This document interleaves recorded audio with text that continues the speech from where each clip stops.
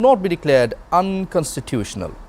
Senior lawyers Ahsanul Karim and Syed Mamun Mahbub, barrister Jyotirmoy Borua and Ghazi Kamrul Islam, among others, appeared for the writ petitioners. Senior lawyer Muhammad Hussain represented the National Citizens Party, while senior lawyer Muhammad Shishir Monir appeared for Jamaat-e-Islami. Acting Attorney General Muhammad Arshadur Rauf and Additional Attorney General Anik Haq represented the state.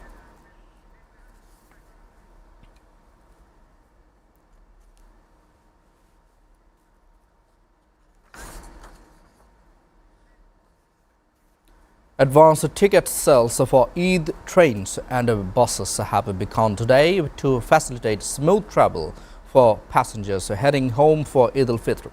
Bangladesh Railways has launched online advanced ticket sales starting this morning through its website. To ease server pressure, tickets are released in 2 shifts by region: Western region intercity trains from 8 a.m. daily and Eastern region from 2 p.m. Return journey tickets will be available from March 13 to March 19. For those unable to secure online tickets, 25% of total seats will be available as unreserved from station counters on the travel day itself. Meanwhile, long-distance bus operators have also started advanced ticket sales today, both at counters and online. Passengers can book for any date from March 12 onward until the day before Eid by selecting their preferred bus and seat through designated websites.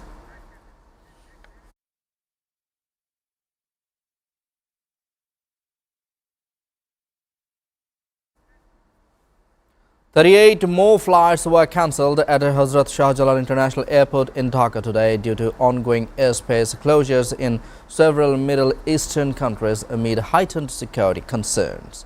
Iran, Iraq, Kuwait, the United Arab Emirates, Bahrain, Qatar and Jordan temporarily shut their airspace from the afternoon of February 28, directly affecting flight operations in Dhaka. Due to the airspace restrictions amid the war situation, 23 flights were cancelled on February 28, 40 on March 1st, 46 on March 2nd and 38 flights today, raising the total number of cancellations to 147. Flight operations have resumed on other routes except those to Kuwait, Bahrain, Qatar, Abu Dhabi, Sharjah and Dubai, he added.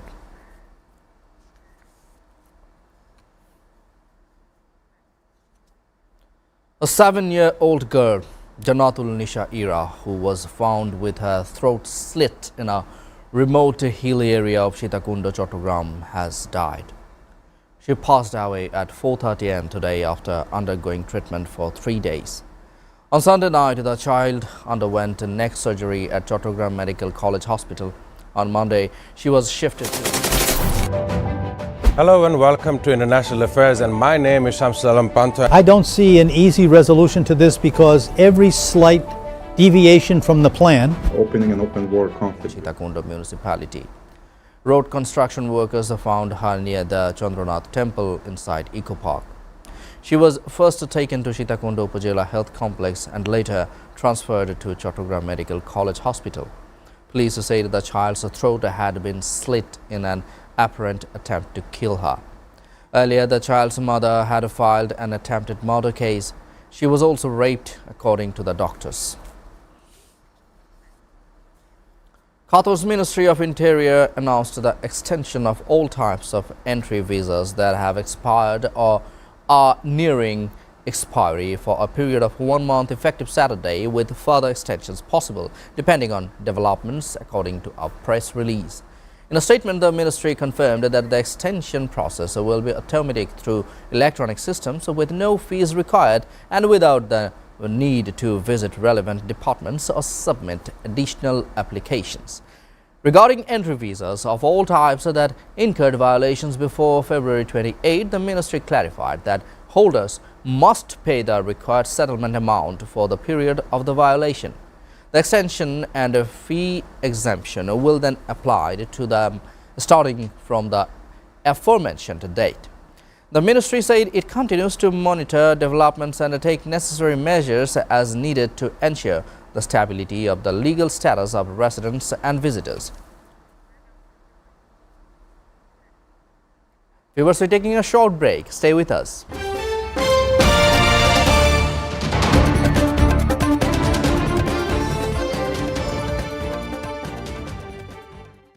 Testing nuclear missiles. Russia's announcement of these supposedly successful testing. Special and exclusive footage that is being played on SATV screen.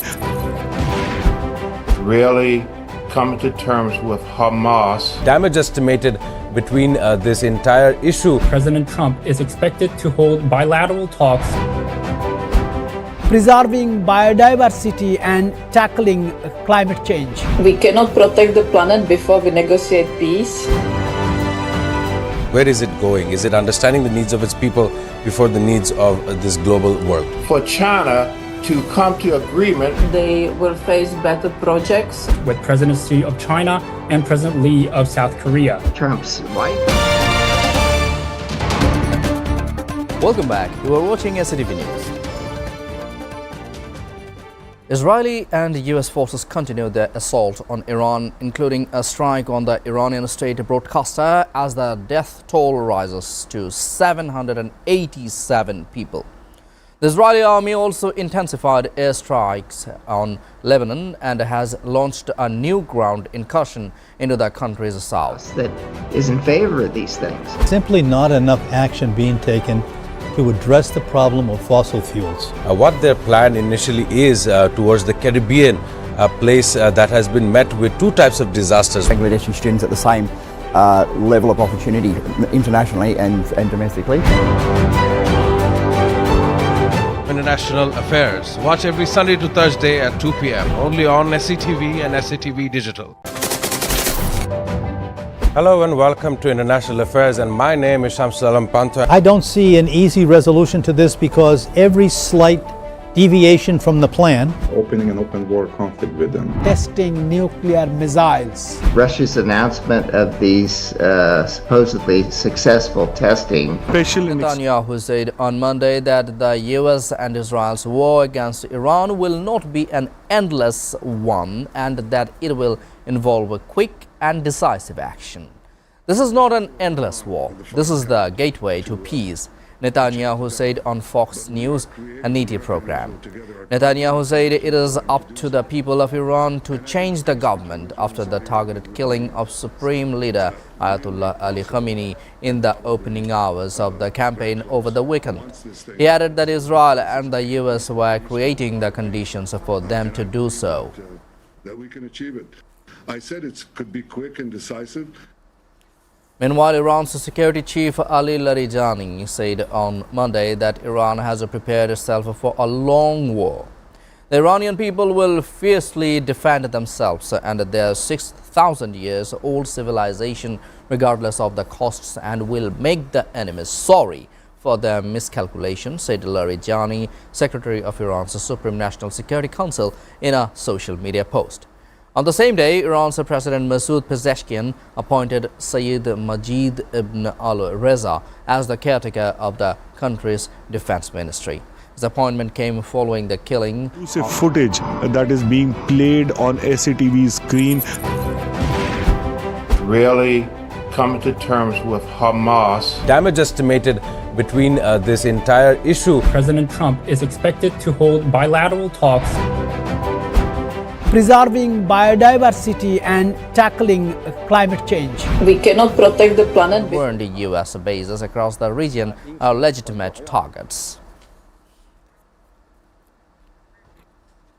Iran held a mass funeral on Tuesday for 165 schoolgirls and staff killed in what Tehran described as a joint United States-Israeli airstrike on a girls' school in the southern city of Minab. The ceremony unfolded amid heightened regional tensions, with officials sharply criticizing Washington over the attack.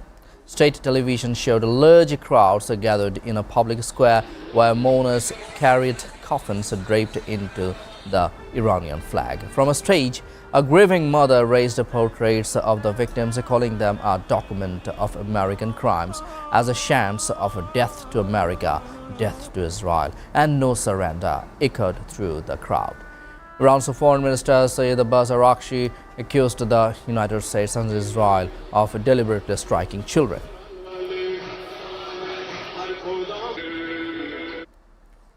Russian Foreign Minister Sergei Lavrov warned on Tuesday that the war launched by the US and Israel against Iran could prompt not only Iran but also its Arab neighbors to seek to acquire nuclear weapons.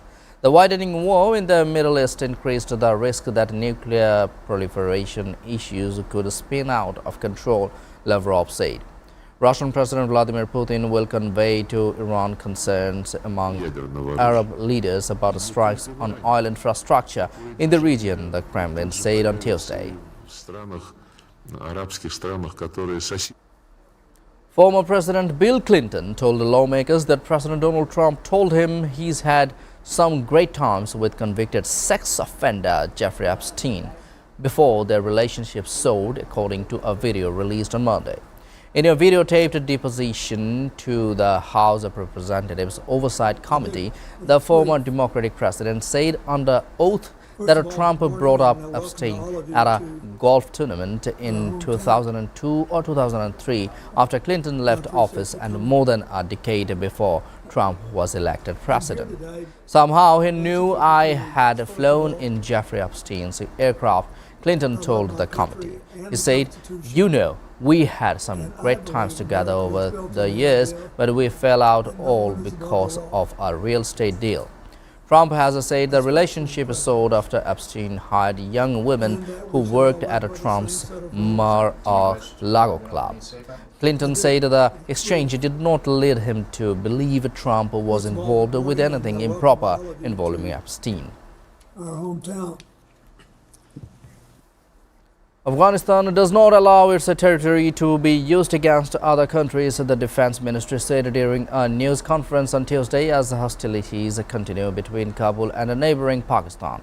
At the same news conference, a deputy spokesperson of the Taliban government said Pakistan had repeatedly violated Afghanistan's airspace and carried out strikes against civilians.